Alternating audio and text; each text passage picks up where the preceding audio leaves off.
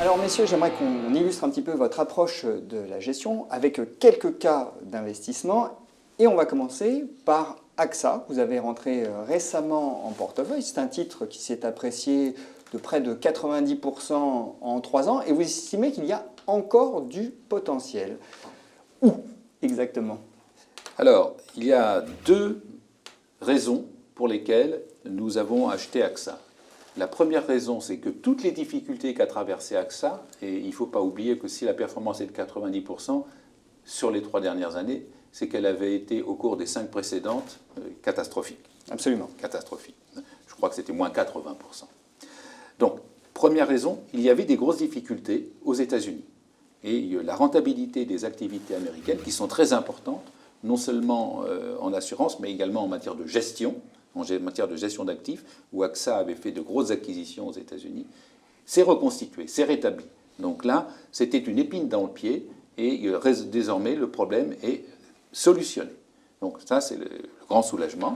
Et puis, la deuxième idée, c'est que l'orientation dans le domaine de l'assurance vie, par la baisse des taux d'intérêt, que ce soit la baisse des taux d'intérêt monétaires et obligataires surtout, entraîne un bouleversement de la collecte et de la répartition des actifs.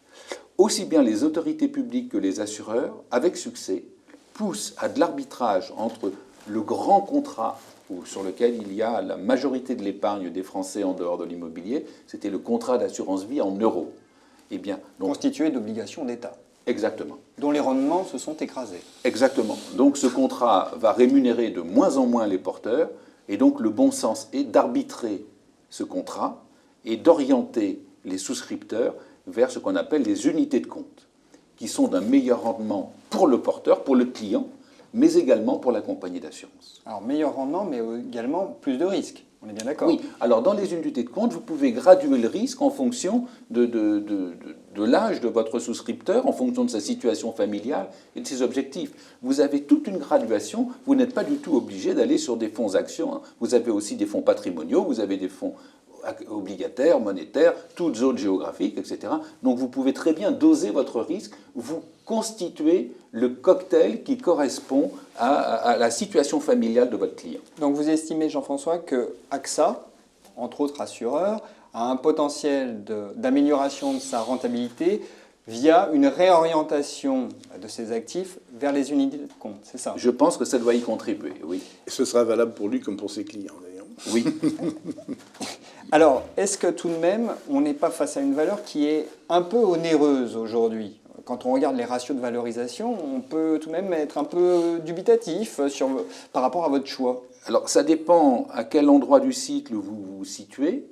Il y a dans les ratios de valorisation, effectivement, des ratios qui sont ambitieux pour AXA. Si vous regardez un autre critère de valorisation qui est le rendement, vous pouvez dire oh ben, c'est vraiment pas cher.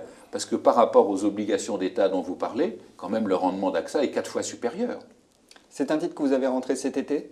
C'est un titre que nous avons rentré récemment, oui, cette année. Pour quel poids dans le portefeuille? Ah ben, vous avez tout à l'heure entendu, nous avons de 20 à 25 lignes, donc les Q pondérés, donc c'est autour de 4%. Donc une très belle position. Tous les ans, la pondération est d'ailleurs recalculée, remise à jour. Et vous envisagez quel potentiel d'appréciation pour ce titre? Vous comptez le porter assez longtemps? Parce que là, c'est oui. un mouvement de long terme que vous visez. C'est ce que nous visons, mais enfin, s'il y a une opération AXA à 40 € la semaine prochaine, on sera ravis.